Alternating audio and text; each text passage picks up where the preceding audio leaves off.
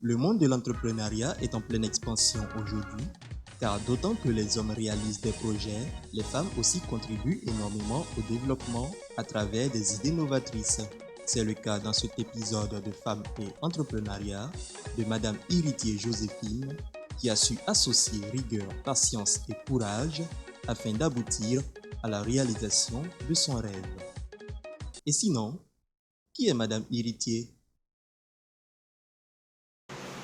Je me nomme Madame Iritier Joséphine. Je suis coiffeuse de profession, mère de 4 enfants. Je suis également la présidente des femmes de l'église A.I.C. Coco Boisflé, la présidente des coiffeuses de Boisflé. Je suis la présidente des femmes de l'ONG Femmes Plus. Depuis quand faites-vous cette activité?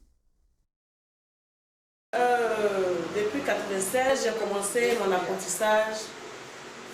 De 1996 jusqu'à... J'ai fait 10 ans, quelques années d'apprentissage. Et ma grande soeur m'a confié la gestion du salon. Et par la grâce de Dieu, j'ai pu gérer le salon jusqu'à ce que le Seigneur me fasse la grâce de me marier. Je me suis mariée. J'ai travaillé avec les femmes de l'église. On avait un salon au niveau de l'église. Un salon de femmes nationales, au niveau national, on avait un salon de coiffure et j'ai géré pendant des années. Par la grâce de Dieu, j'ai eu un peu de moyens, je me suis installée. Ça me fait 15 ans maintenant. Par la grâce de Dieu, ça va, je m'en sors quand même. Quelle a été votre source de motivation? J'ai aimé la coiffure parce que j'aime les belles choses. J'aime bien les mettre. Et quand tu sais bien te mettre, tu as un goût. C'est pas pour m'enorgueillir, mais j'ai aimé la coiffure parce que je veux bien mettre les femmes. Quand une femme est bien mise, ça me fait plaisir. Et comme j'aime apprécier quand c'est joli, je me suis jetée dans la coiffure. La décoration aussi, parce que j'aime toucher à tout. Quand c'est beau, ça me plaît. Ça me plaît. J'aime bien tout ce qui est beau. Quels sont les avantages ou les opportunités que vous en tirez? Mon métier de coiffeuse m'a permis de voyager, de me faire connaître et aussi d'être autonome financièrement. Parce que j'aime mon mari dans le foyer, j'aime mon mari à faire les dépenses de la maison, le de mes enfants. Une femme qui est autonome, vraiment, c'est une bonne chose. Je suis à l'aise, je ne suis pas complexée. Parce qu'une femme qui n'est pas autonome, tu es toujours complexée. Une petite chose, tu es vache. Par la grâce de Dieu, ça va. En tout cas, ça me fait du bien. Je suis à l'aise. Y a-t-il des risques liés à votre métier? Beaucoup de choses, il faut oser. J'ai osé. Ce n'est pas facile. Parce que s'arrêter toute la journée, c'est vraiment difficile.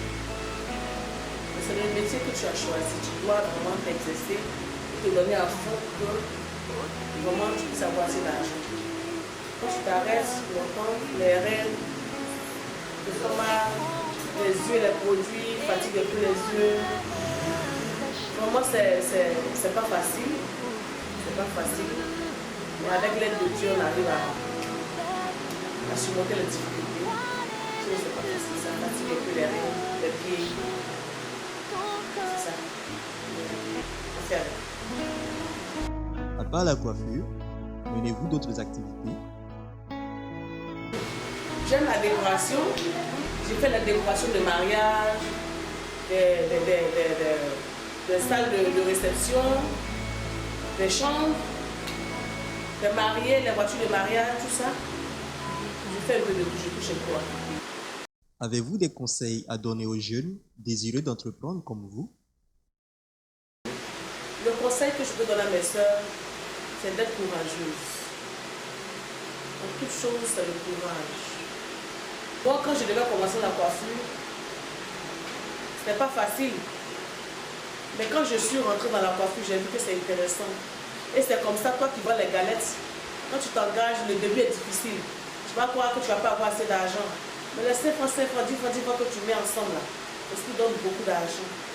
Ne minimisez pas Ne minimisez rien. Il y a l'argent dans tout, même de l'eau glacée, il y a l'argent dedans. C'est le courage, c'est tout.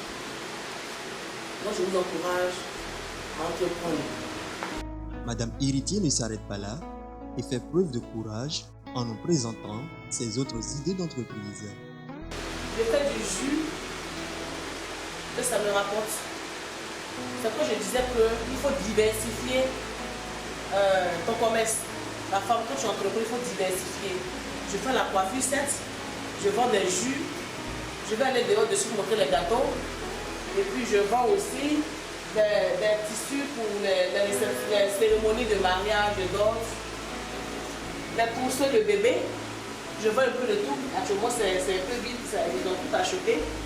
Je dois en chercher. Donc c'est un peu ça. Ici, c'est des accessoires de mariage. Pour le moment, c'est restreint, mais je veux faire plus que ça. Je fais la location de robes de mariée aussi. Pour le moment, c'est au pressing. Vous voyez ce fer-là. C'est ici que j'accroche les robes de mariée. Mais j'ai fait partie, c'est au pressing. C'est au lavage.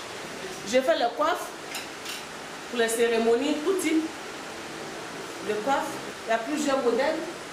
Ça aussi, c'est un autre modèle. Il y a plusieurs modèles. J'aurai encore l'occasion de vous présenter d'autres modèles. Ça va, un peu dans chaque.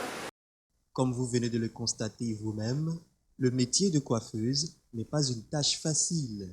D'autre part, elle a souligné le fait que le métier nourrit son homme et de ne pas décourager quand on a une idée d'entreprise, car, comme on le dit chez nous, il n'y a pas de sot métier.